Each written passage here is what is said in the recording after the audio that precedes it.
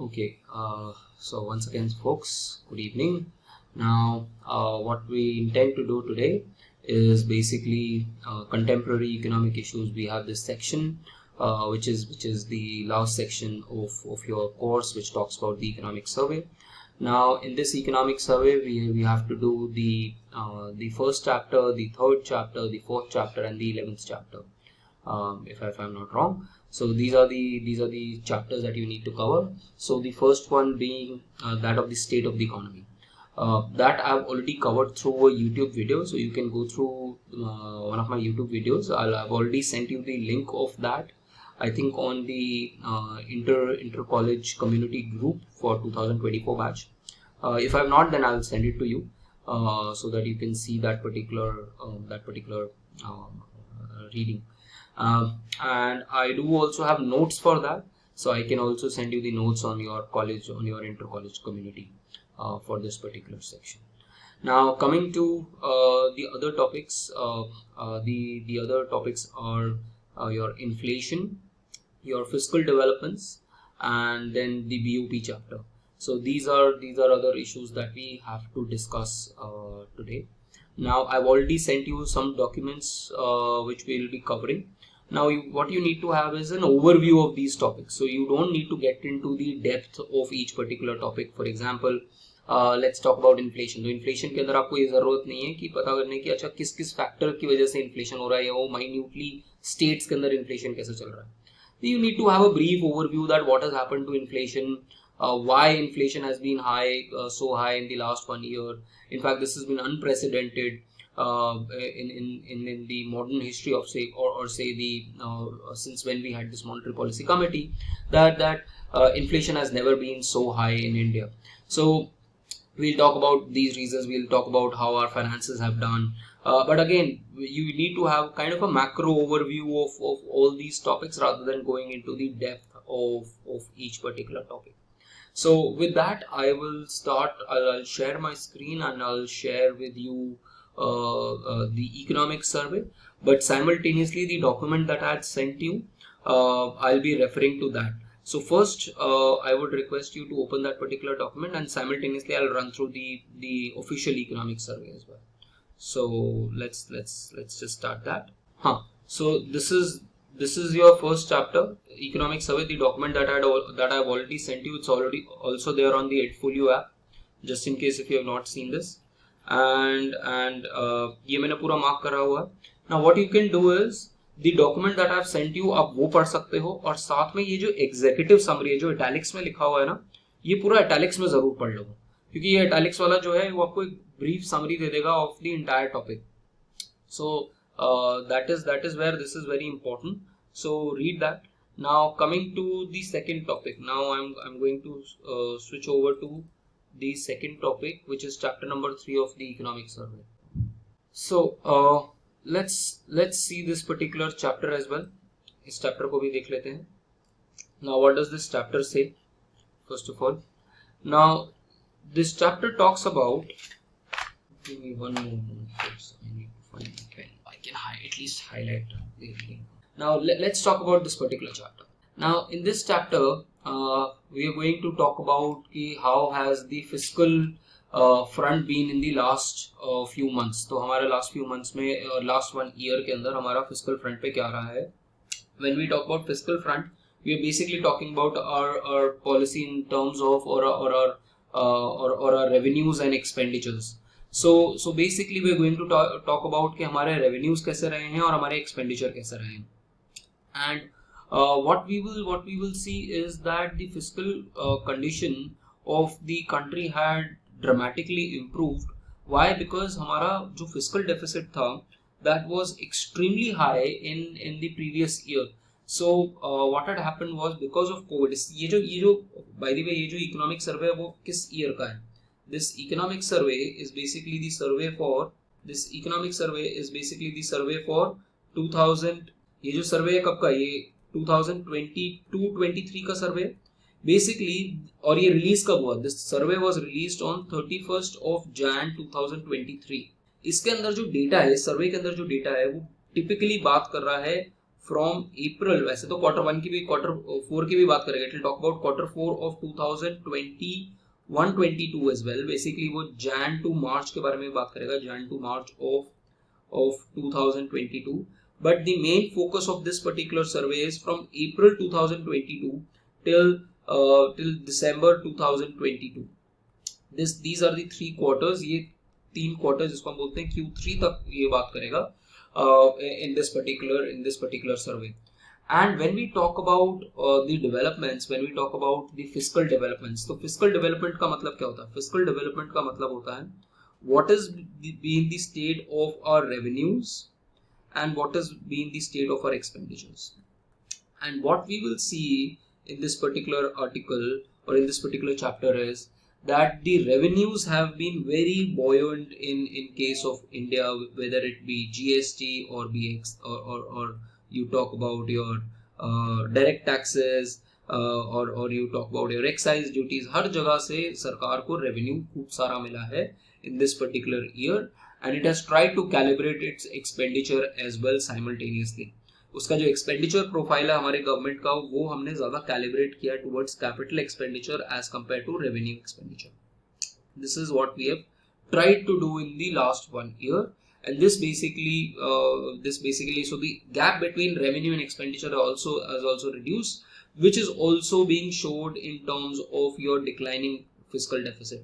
इससे पहले वाला जो फाइनेंशियल ईयर था 2020-21 के अंदर हमारा जो फिस्कल डेफिसिट था वो हो गया था 9.2%. ठीक है, फिर उसके बाद हमने इसको फिस्कल डेफिसिट को we reduced it to in 2021-22 we reduced it to somewhere around 6.7%, और इस साल जो है 22-23 में we are trying to reduce it to 6.4%.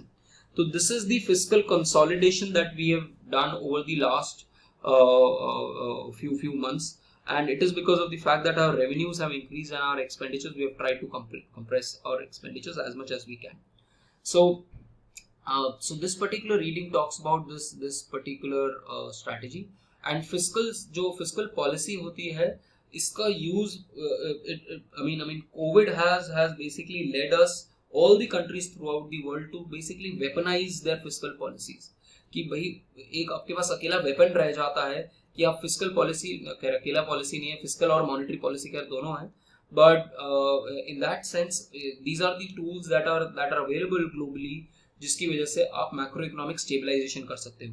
So typically see if you remember your ISLM, हमारा जब कोविड का टाइम आया था तो गवर्नमेंट ने क्या करा था, गवर्नमेंट ने अपना एक्सपेंडिचर्स जो हैं वो बढ़ाने शुरू कर दिए, और RBI ने अपना मॉनेटरी पॉलिसी जो है एक्सपेंशनरी मॉनेटरी पॉलिसी करनी शुरू कर दी, जिसकी वजह से आपका जो आउटपुट है वो इंक्रीज हुआ है. In terms of AD and AS, what you are basically trying to do is you trying to shift your AD as far as to the right given your AS, जिसकी वजह से your aggregate output will increase. So across the world this has been the trend that we've been trying to augment we've been trying to augment our GDP through a number of fiscal measures. Now, but इसका फिर counter ये भी पड़ता है कि इसकी वजह से फिर इन्फ्लेशन भी होगा. So if you see inflationary tendencies भी होंगी जब you have this expansionary monetary policy, and especially when you have the supply side constraints. ये हम next chapter के अंदर पढ़ेंगे that what we have been facing in the last 1 odd year is very unprecedented. So we are seeing unprecedented inflation throughout the world, especially in advanced economies and even in emerging market economies. India is an example of an emerging market economy. इन सब के अंदर inflation हुआ है. Advance economies में typically जो inflation रहता है वो 1% या मैक्सिमम 2% के अराउंड रहता है. तो और जैसे यूएस का एग्जांपल है 1.5%, इनफैक्ट उससे भी कम रहता है इंटरेस्ट रेट, और उससे भी कम इन्फ्लेशन रहता है. एंड वी सॉ कि यूएस का inflation rate in last 1 year had even touched 8%. So this basically shows, और ये सिर्फ इसका नहीं है, यूके का हाल ऐसा है, सारे एडवांस इकोनॉमीज के अंदर हाई इन्फ्लेशन है, because all of them resorted to an expansionary fiscal policy and expansionary monetary policy. While they had increased the demand, the supply had it shocks. तो क्योंकि you had this multiple shock, supply chain shocks हो गए थे, China का slow down चल रहा था, ये रशिया यूक्रेन वॉर चल रहा था, जिसकी वजह से इन्फ्लेशन हुआ. All of that we are going to talk about in the next reading, but here our focus is more on the fiscal front. So the first thing that you need to know is that you have this difficulty in this trade off, whether you control your, whether you basically withdraw your fiscal stimulus, कि अगर आपको inflation control करना है तो क्या करना पड़ेगा. अगर आपको इन्फ्लेशन कंट्रोल करने के लिए आपको एडी को वापस लेफ्ट में शिफ्ट करना पड़ेगा, विच बेसिकली मीन्स कि आपको कॉन्ट्रैक्शनरी शायद से फिस्कल पॉलिसी करनी पड़ेगी, आपको अपनी बोरोइंग्स कम करनी पड़ेगी, फिस्कल कंसोलिडेशन कम करना पड़ेगा, which essentially means that this is, and that is why you might have heard about this ratio called as sacrifice ratio. सुना है sacrifice ratio? ये term sacrifice ratio term कहीं ना कहीं मैक्रो इकोनॉमिक्स में पढ़ा होगा, ओकन्स लॉ पढ़ा होगा आपने in macro economics. So all of them are linked to the fact that if you're trying to reduce the inflation, there are going to be costs for it. So this is the kind of tightrope that we had to walk through in the last 1 year. Now let's talk about the developments in the union government finances. हम states के बारे में बात करेंगे, but हमारा major focus जो है वो union government पे रहेगा. ठीक है. And you would have to excuse me today. आपको background में बहुत सारी आवाज मिलेगी because my son has not slept. ठीक है. So you have this developments in union government finances, and उसमें हम basically बताते हैं कि हमारे union government finances कैसे हैं, कि हमने अपना fiscal deficit जो है we have reduced it from 9.2%. So if you see the black swan year of COVID, तो उसमें 9.3% था, उसके बाद हम इसको 6.7% पे ले गए, उसके बाद हम इसको 6.4% पे in the year 2022-23, and now what we are saying is that in the year 23-24 we are going to reduce it to 5.9%. Just a second. मेरी क्लास और चल रही है ना, चलो अभी क्लास के बाद करेंगे. नई क्लास में नहीं आ सकते आप, नई क्लास में नहीं आ सकते बेबी. चलो पापा क्लास ले रहा है, नहीं गोदी में नहीं आ सकता क्लास में. So this has been the path that we've kind of tried to achieve during this last 1 year. And इसके लिए basically government को क्या करना पड़ा है, क्योंकि if you see in the last 1 year, because of the Russia-Ukraine war, the inflation in the economy has increased, and especially food prices and fertilizer prices. Food prices भी increase हुए हैं खैर, but majorly fuel prices and fertilizer prices जो हैं वो बहुत shoot up कर गए हैं because of the Russia-Ukraine war. In fact, food prices भी increase कर रहे हैं क्योंकि Ukraine is a major supplier of a lot of agricultural commodities. तो but fuel और fertilizer के prices तो बहुत ज़्यादा बढ़े हैं, but you cannot pass them off to the consumer. तो इसीलिए क्या हुआ है कि जो गवर्नमेंट की सब्सिडीज हैं वो भी इंक्रीज हुई है.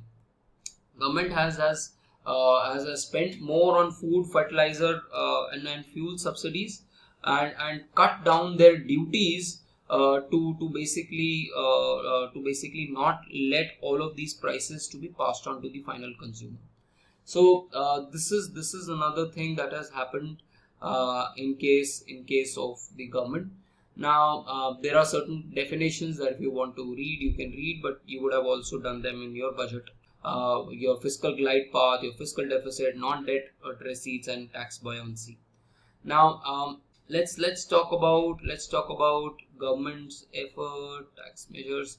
So what has government done? What has government done in terms of increasing its tax base? So if you see government का जो tax to GDP ratio है, this has been increasing for the last few years. And if you see हमारा जो gross tax revenue, it has also grown by around 15%, but tax to GDP ratio it's around 11.5%. So it's also growing in the last few years. Fiscal glide path क्या होता है? Fiscal glide path होता है कि ये जो मैंने आपको बताया था ना कि हमारा जो टारगेट है 2025-26 का, वो हमारा टारगेट फिस्कल डेफिसिट का है 4.5%.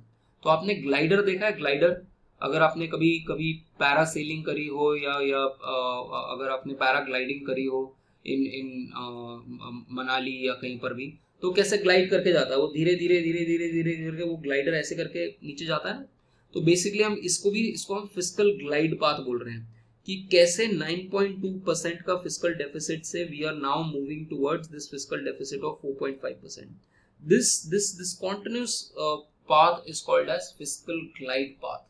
किस तरीके से ग्लाइडर की तरह धीरे धीरे धीरे धीरे नीचे जाओगे। नाउ सो द गवर्नमेंट का जो एफर्ट है वो किस चीज पे गया है। गवर्नमेंट का एफर्ट जो है वो basically GST, digitalisation of tax, evasion of tax कम हो, फेसलेस अपील हो उसकी, दैट मींस करप्शन ना हो इस सिस्टम के अंदर, एंड सिंप्लीफिकेशन हो आपके टैक्स रिटर्न के अंदर।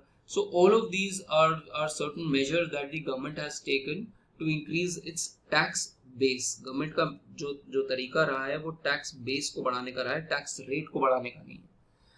And if you see the composition of union government, तो यूनियन गवर्नमेंट को जो मेजर पैसा आता है वो सबसे पहले जीएसटी से आता है, फिर आपका कॉर्पोरेट इनकम टैक्स से आता है, फिर पर्सनल टैक्स से आता है, फिर बाकी सारे सोर्सेस से आता है। Now let's talk about what has happened in this particular year. In this particular year आपका जो जीएसटी है और कॉर्पोरेट टैक्स है और पर्सनल टैक्स है वो तो ग्रो किया है, बट आपका जो एक्साइज ड्यूटी है वो सिग्निफिकेंटली रिड्यूस हुआ है बिकॉज ऑफ द फैक्ट कि गवर्नमेंट को ये एक्साइज ड्यूटी कम करनी पड़ गई थी क्योंकि पेट्रोल के प्राइसेस बढ़ रहे थे। अब क्योंकि पेट्रोल के, क्रूड ऑयल के प्राइसेस बढ़ रहे थे and you did not want to pass them off to the final consumer, तो गवर्नमेंट ने अपने पॉकेट से जो टैक्सेस हैं वो कम करने शुरू कर दिए। ठीक है, so this is something that we achieved. You don't need to remember all the numbers, but what you need to know, what you need to remember for sure is the fact that आपका GST का काफी अच्छा growth rate रहा है, आपका personal income tax का रहा है, आपका कॉर्पोरेशन का टैक्स का रहा है, आपका गुड्स एंड सर्विसेज का मैं ऑलरेडी लिख दिया, और कॉर्पोरेशन टैक्स। हाँ, तो ये जो 3 टैक्सेस हैं इसके अंदर अच्छा ग्रोथ रेट है, बट यूनियन एक्साइज ड्यूटी के अंदर डिक्लाइन है mainly because of petroleum products, POL की वजह से। ठीक है, Then, उसके बाद expenditure policy. What is this expenditure policy that we've been doing? Expenditure policy में गवर्नमेंट का जो फोकस रहा है, इनिशियली जो था वो पहले सेफ्टी नेट्स के लिए था। That was something that we did last year कि हम सबसे पहले गरीब लोगों को बचाना चाह रहे थे। बट इस साल से गवर्नमेंट ने जो बेसिकली पहले तो जो अपना सेफ्टी नेट्स है वो तो चालू रखा ही। सो एक्सपेंडिचर में गवर्नमेंट ने क्या किया, एक्सपेंडिचर में टू फ्रंट, एक सेफ्टी नेट्स अपने मेंटेन करे। What is the safety net? कि गरीब से गरीब आदमी भी पॉवर्टी में ना चले जाए, और उसके लिए यू हैव दैट प्रधानमंत्री गरीब कल्याण योजना। ठीक है, and then you have this MSMEs के लिए फंड, अपने क्रेडिट गारंटी ट्रस्ट फंड, ये आपने बनाया हुआ था। देन आपने स्ट्रीट वेंडर्स के लिए सवा निधि बनाया हुआ था, स्ट्रीट वेंडर्स के लिए। ठीक है, तो आपने मल्टीपल मेजर्स लिए थे in the economy in terms of these counter cyclical fiscal policy। counter cyclical का मतलब आपको मैंने कल समझाया था कि अगर आपका डिप्रेशन है तो आप एक्सपेंशन करोगे to counter that cycle. So you had introduce this counter cyclical policy and उसमें एक जो उसका लेग था that is based on safety net, and the other leg is basically to shift expenditure from revenue expenditures to capital expenditures, because capital expenditures are going to yield you much more amount of return in the future। and ये सब आप link कर सकते हो अपने हैरोडोमर model से भी, Solow model से भी, और एंडोजेनस ग्रोथ मॉडल से भी। ये सारे के सारे ग्रोथ मॉडल क्या कहते हैं, आज मैंने आपको नोट्स भी भेजे थे इन सारे ग्रोथ मॉडल्स के। असली में सारे ग्रोथ मॉडल्स कहते हैं कि growth is build on savings, यही बोलता है सारे के सारे, सेविंग्स के ऊपर ग्रोथ होती है। ठीक है, सेविंग्स अल्टीमेटली इन्वेस्टमेंट बन जाती है, but savings is what? Savings is nothing but abstaining current consumption. जब आप करंट कंजम्पशन को कम करोगे तो आप सेव कर पाओगे तो इन्वेस्ट कर पाओगे और लॉन्ग टर्म में ग्रोथ कर पाओगे। इसीलिए जब आपकी सेविंग्स रेट बढ़ती है तो उसके बाद उसका आपका गोल्डन ग्रोथ रेट भी बढ़ना शुरू हो जाता है। So this is something that the focus of the government is, and then you can also, no one stops you folks। see why this paper becomes extremely important is क्योंकि ये paper आपको interlinkages भी सिखाता है जो आपको civil services के अंदर, IES के अंदर, RBI के अंदर बहुत यूजफुल होगी। so you need to learn to pick up these interlinkages in all these competitive exams, because they're extremely tough in the sense that everyone who is going to write this exam is going to be at a very good scale. ऐसे तो आपका prelims clear नहीं होगा, तो that means you need to differentiate your answers. और same चीज अगर आप अभी से practice करोगे अपने answers में, it will give you much better returns in future. So that's why I'm saying you please make sure that you press on this fact that you link it to macroeconomics. A lot of this paper can be linked to macro. And then as I was telling you कि हमारा जो capital expenditure जिसको हम बोलते हैं capex जो है हमने बहुत ज़्यादा increase किया. हमारा capex जो था, अगर if you talk about the last few years, it was 0.7% of GDP between 2009 and 2020. And if you see FY22 तो हमारा capex जो है वो 2.5% है. और अगर आप FY24 के बारे में बात करोगे तो ये हमारा 3.3% के अराउंड पहुंच गया. 3.3 और अगर स्टेट्स का भी ऐड कर दोगे तो 3.9%. तो गवर्नमेंट का जो ये 2.5% एंड FY23 के अंदर जो था ये 2.9% है. तो ये जो इम्पोर्टेंट फिगर है, ये कुछ फिगर है जो आपको याद करनी चाहिए. That this is what has happened in the government. Government has had a clear focus towards capital expenditures over revenue expenditures. Then this is also shown in that diagram की rising share of capital expenditure to in the total expenditure of the union government. और उसमें basically आपने rationalize करेंगे अपनी subsidies, क्योंकि देखो ultimately आप कैसे अपना expenditure change कर पाओगे, profile change कर पाओगे. या तो आप अपना आप if you talk about, अगर आपको ने मेरा बजट का लेक्चर देखा होगा तो हमारे जो एक्सपेंडिचर्स हैं वो दो तरीके के होते हैं. हमारे एक्सपेंडिचर्स होते हैं रेवेन्यू एक्सपेंडिचर्स और कैपिटल एक्सपेंडिचर्स. अगर आप कैपिटल एक्सपेंडिचर्स बढ़ा रहे हो तो दैट मींस आप रेवेन्यू एक्सपेंडिचर्स कम कर रहे हो. But revenue expenditures are also two types. One is called as committed expenditures and the other is called as non committed expenditures. For example subsidies are examples of non committed expenditures. Committed expenditures are those जो आप reduce कर ही नहीं सकते. For example salaries, pension, क्या कहते हैं, ये जो चीजें हैं इनको आप कम नहीं कर सकते चाहे आप कुछ भी कर लो. बट जो non committed expenditure, interest payments is again committed expenditure. तो उसके अलावा जो बाकी सारे एक्सपेंडिचर्स है वो नॉन कमिटेड एक्सपेंडिचर्स है, उनको तो आप कम कर सकते हो. तो this is what the government has done. Government has specially tried to reprioritise its expenditures and try to reduce its non committed expenditures. Then benefits of capex, तो आपको पता ही होना चाहिए कि benefits of capex क्या है. And a few reforms, you can read about that. Then overview, you can have a small overview of if we talk about the overview of your state finances. अगर हम state finances के ऊपर भी चले जाएं, अगर आप state finances के ऊपर भी बात करो तो गवर्नमेंट के जो स्टेट फाइनेंसेस, जो स्टेट गवर्नमेंट्स के जो फाइनेंसेस हैं उसमें भी हम देखते हैं कि हमारा जो कंबाइंड ग्रॉस फिस्कल डेफिसिट है. Now what is this combined gross fiscal deficit? सारी की सारी स्टेट्स का आप अगर क्या कहते हैं फिस्कल डेफिसिट ऐड कर दो तो उसको हम बोलते हैं combined gross fiscal deficit. This is called as combined gross fiscal deficit. ये जो कंबाइंड ग्रॉस फिस्कल डेफिसिट है ये FY21 के अंदर ये 4.1% था, अब ये रिड्यूस होके 2.8% आ गया है. ठीक है. And in FY22 and the so basically government जो है, स्टेट गवर्नमेंट जो है वो भी अपना डेफिसिट्स जो है वो अपने कम करने की कोशिश कर रही है. And also it is also reprioritising its expenditures. Then apart from that to help states to spend more on capital expenditure, the government has done, government has given 50-year interest free loans to the states also. And these loans are given, loans are given to the states so that they can spend more on capital expenditure. So this is another thing that the government has done. Federalism, total transfers to states. Okay. Then if you see the liability of the state, if you see the external liability of the state, तो हमारा 95% जो हमारी liability है वो internal liability है. Internal liability versus external liability. So 95% is your internal liability and 5% is your external liability. That means हमारा जो reliance है on the outside world वो बहुत कम है in general. So our debt profile जो है, our debt profile is majorly domestic orientation rather than international orientation. Now let me just quickly open this up. Let's talk about this particular article from here.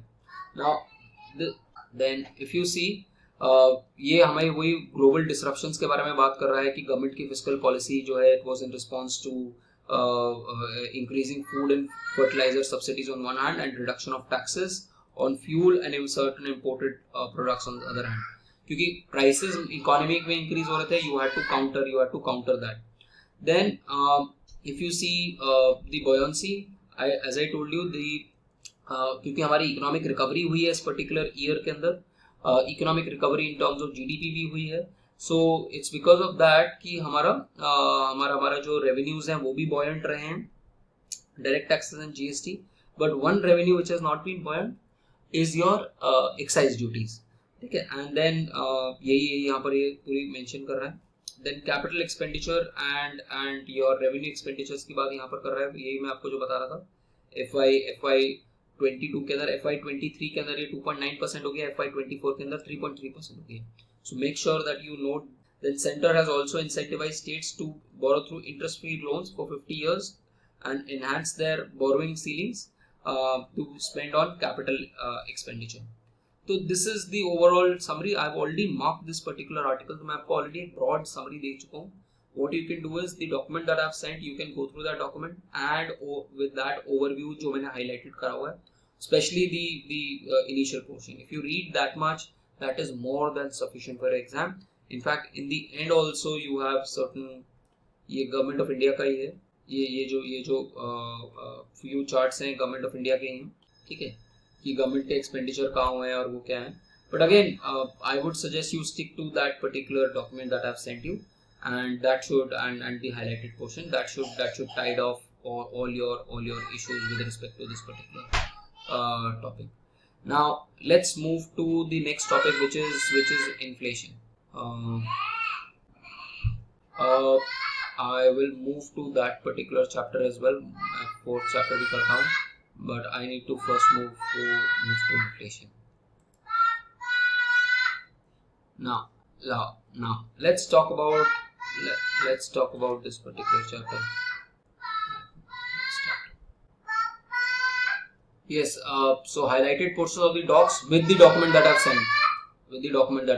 दोनों मिला के ही होंगे. Just a second, folks. My Acrobat has crashed.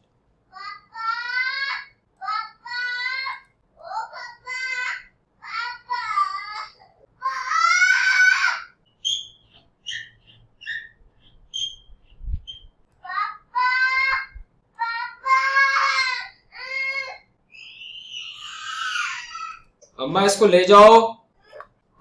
Yes folks, so let's talk about inflation now. Inflation के अंदर हम क्या कर रहे थे? We were talking about this now. So first of all, what has happened in inflation in the last 1 year, पहले उसके ऊपर discussion कर लेते हैं, and then we will talk about other things. So first of all आपको पता होना चाहिए that in India we try to keep this inflation in a target. So हमारा जो टारगेट रहता है इन्फ्लेशन का, it is given by this committee called as monetary policy committee. ठीक है, and this monetary policy committee has already committed that it will try to control the inflation at 4% plus minus 2%. That means between 2% and 6% के बीच में हम inflation को control करेंगे. Now if you try to control inflation between 2 to 6%, तो अगर इसको नहीं कर पाते हैं, so if you are not able to contain the inflation between these two particular limits for 3 consecutive quarters, अगर आप नहीं कर पाते हो, then you would have to tell to the parliament that why is that so, and how will you be able to basically keep the control, get the inflation into control. Now what has happened is that post COVID हमारा जो inflation है वो वैसे भी थोड़ा high रहा है, because of food prices बढ़ गए थे, and then specially in the year 2022-23 के अंदर हमारे यहाँ पर मल्टीपल फैक्टर्स थे. Factors like the Russia Ukraine war, जिसकी वजह से मेटल्स के प्राइसेस बढ़े, जिसकी वजह से एग्रेरियन प्राइसेस बढ़े, जिसकी वजह से फ्यूल प्राइसेस बढ़े, जिसकी वजह से फर्टिलाइजर प्राइसेस बढ़े. तो ये मेजर प्राइसेस जो है हमारे इसकी वजह से बढ़ गए.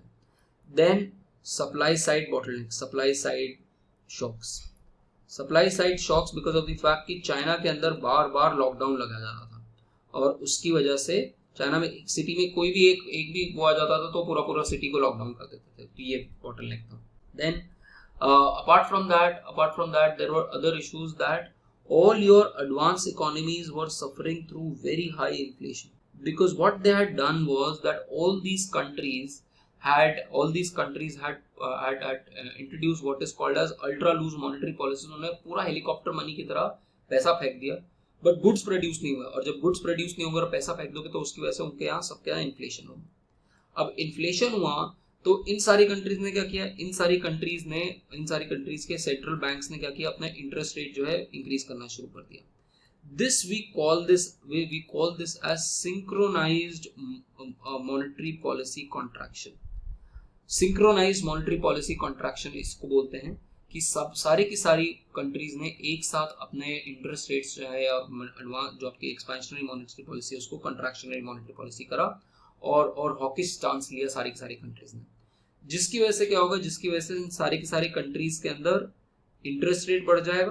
बेसिकली इन्होंने अपना मनी सप्लाई कम किया, इंटरेस्ट रेट इन सारी कंट्रीज ने बढ़ा दिया, जिसकी वजह से इनका इन्वेस्टमेंट कम होगा तो इन सारी कंट्रीज का इनकम कम होगी तो उसकी वजह से globe all through out the globe recession आएगा. तो एक तो ये प्रॉब्लम चल रहा है. दूसरा, क्योंकि जब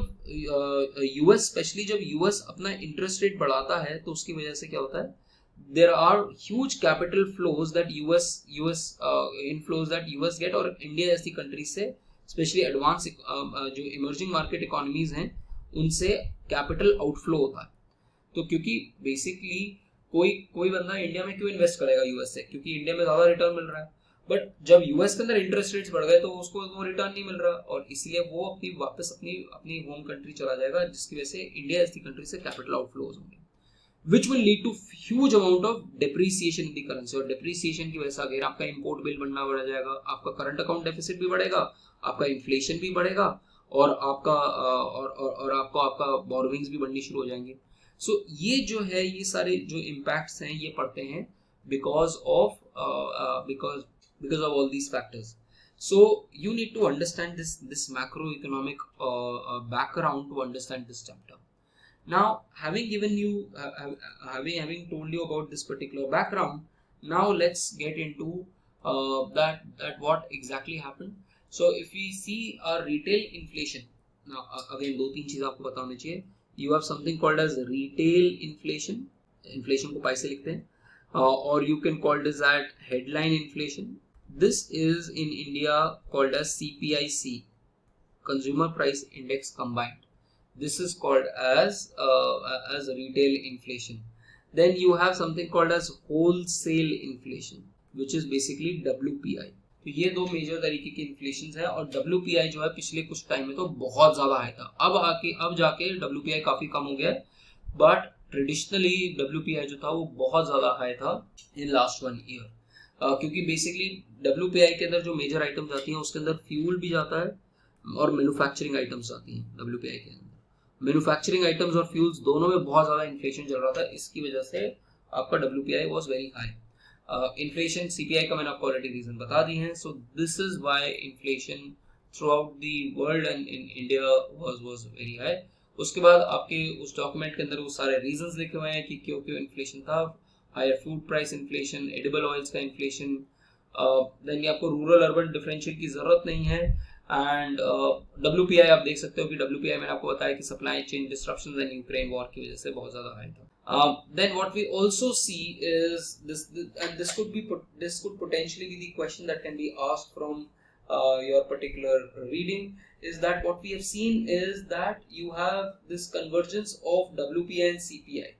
ठीक है, तो वो कन्वर्जेंस जो है आपको दिखने लग गया है क्योंकि पिछले कुछ टाइम में आफ्टर ये रशिया का यूक्रेन वॉर का थोड़ा सा ईज ऑफ होने की वजह से एंड थोड़ा रिसेशनरी ट्रेंड्स आने की वजह से भी जो बेसिक मेटल्स हैं, बेसिक कमोडिटीज हैं और मैन्युफैक्चर्ड आइटम्स हैं उनकी प्राइसेस थोड़े गिरे हैं एंड जिसकी वजह से WPI और CPI के बीच में जो गैप है वो काफी कम हो गया. Then to counter this particular inflation, I have already told you that RBI क्या करेगा. RBI जो है वो बेसिकली हॉकिश मॉनेटरी पॉलिसी करेगा और हॉकिश मॉनेटरी पॉलिसी के अंदर आरबीआई ने रेपो रेट को, which is also called as policy rate, repo rate को उसने बहुत तेजी से इंक्रीज किया। आज की डेट तक 250 बेसिस पॉइंट्स तक ऑलरेडी इंक्रीज कर चुका है RBI.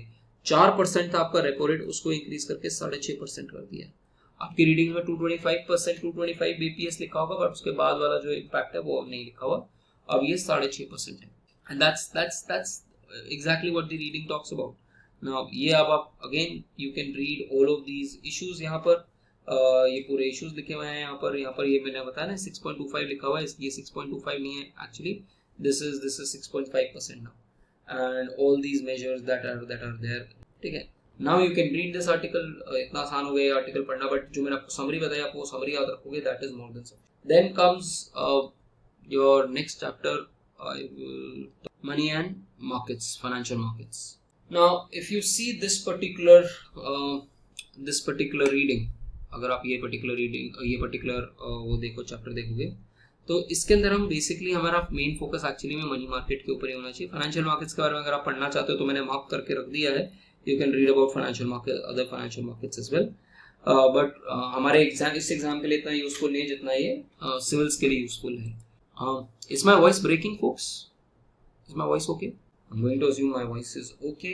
Now, this is the last chapter, folks, that we are going to cover, and okay, this is the last chapter that I'm going to cover today, and then tomorrow maybe I can cover your international wala, या फिर I can cover your DK Srivastava का petroleum wala.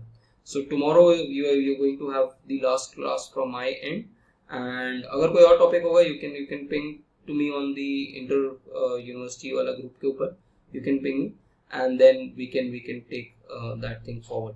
Now see देखो ये जो पूरा reading है, अगर आप देखोगे तो मैंने काफी कुछ चीजें मार्क करी हुई हैं, बट ये मैंने इसलिए भी मार्क करी हुई है because this is a topic that I have covered. ये मैंने एक पूरा सर्वे जो है वो अपना D3 वाले प्रोग्राम के अंदर रन किया हुआ है। जो Lekha Chakravarty article you can find on YouTube, Manya मैंने उसके ऊपर डाला हुआ है यूट्यूब के ऊपर लेखा चक्रवर्ती का, but if you still want then I can maybe have a small revision of that. So some of you might know that I have this morning sessions, mentorship sessions at 4:45 a.m. in the morning, and basically उसके अंदर मैंने पूरा economics and पूरा in fact पूरा इसका schedule बनाता हूँ for civil services. So and maybe जब आपका ये ब्रेक होगा 1 जून से, those who are planning to appear for say CUET, or you are planning to appear for your UPSC या ES बाद में जाके, you can think of this particular program from morning 4:45 a.m. to 5:30 a.m. Just for your summer break, and see how it feels to wake up early and then study well. ठीक है, you'll get into that rhythm of UPSC थोड़ा सा, और या फिर competitive prep के लिए भी इकोनॉमिक्स तो है और बाकी सारी चीजें तो है। So but do join it from 1st Feb। अभी जो है अभी पुराना वाला batch is already running. Now coming to this monetary management, तो आपको सब कुछ नहीं पढ़ना, बहुत सारी चीजें मैंने इसलिए मार्क करी हुई है because I have to cover these topics at depth for civil services. For you this particular summary and जो दूसरा document है वो sufficient होगा. Now what did we talk about? We have already talked about the fact that after a number of years, inflation has been very high in India. In fact, the average inflation from April to December 2022 has been somewhere around 6.8%. तो हमारा जो inflation रहा है वो काफी ज्यादा unprecedented रहा है इन द लास्ट 1 year, जिसकी वजह से हमारा अप्रैल टू दिसंबर 2022 का इन्फ्लेशन जो है वो 6.8% के रहा है। अब जब हाई इन्फ्लेशन होगा तो आरबीआई क्या करेगा? आरबीआई कॉन्ट्रैक्शनरी मॉनेटरी पॉलिसी करेगा। कॉन्ट्रैक्शनरी मॉनेटरी पॉलिसी से उसने मार्केट से पैसा खींचना शुरू कर दिया और इंटरेस्ट रेट बढ़ाना शुरू कर दिया। नाउ इंटरेस्ट रेट कैसे बढ़ाया? रेपो रेट बढ़ा के। तो रेपो रेट जो 4% पे था इन अप्रैल, उसको इंक्रीज करके आज के रेट में 6.5% पे कर दिया।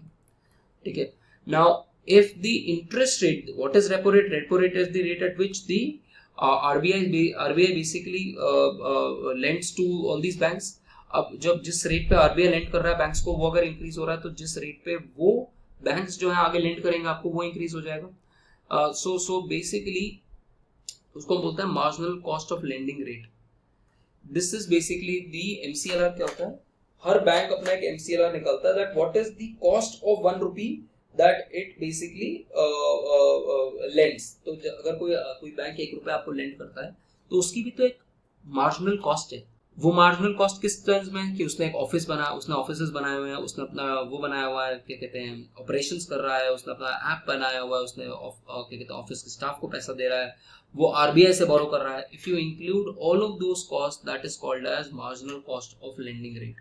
तो जब RBI पीछे से इंटरेस्ट रेट बढ़ा देगा तो marginal cost of lending rate बढ़ जाएगा, marginal cost of lending rate बढ़ जाएगा तो मार्केट में इंटरेस्ट रेट बढ़ जाएगा, इंटरेस्ट रेट बढ़ जाएगा तो इन्वेस्टमेंट कम हो जाएगा, इन्वेस्टमेंट कम हो जाएगा तो आपका ED कर्व वापस लेफ्ट में शिफ्ट हो जाएगा, जिसकी वजह से inflation come. So this is the methodology through which the RBI is trying, जो RBI जो अपना इन्फ्लेशन कंट्रोल करने की कोशिश कर रहा है। So and this is not just India, MCLR and lending rate is different. MCLR is one part of lending rate. MCLR के बाद ये देखा जाता है कि किसको लोन दे रहा हूँ, कितने टाइम के लिए लोन दे रहा हूँ। Marginal cost of lending rate होता है कि ये एक पर्टिकुलर बैंक का सबके लिए सेम रहेगा, चाहे मुकेश अंबानी पैसा लेने आए या सिद्धार्थ राठौर पैसा लेने आए या फिर एक रिक्शा वाला पैसा लेने आए, तीनों के लिए MCLR सेम है, because that is the marginal cost of 1 rupee that a particular bank kind of lends. But उसके over and above then what the bank will see is that कितने टाइम के लिए पैसा ले रहे हो और आपकी क्या क्रेडिट हिस्ट्री है, उसके बेसिस पे आपका इंटरेस्ट रेट लेंडिंग रेट तय होता है। So MCLR plus all these niche factors will lead to what is called as lending rate.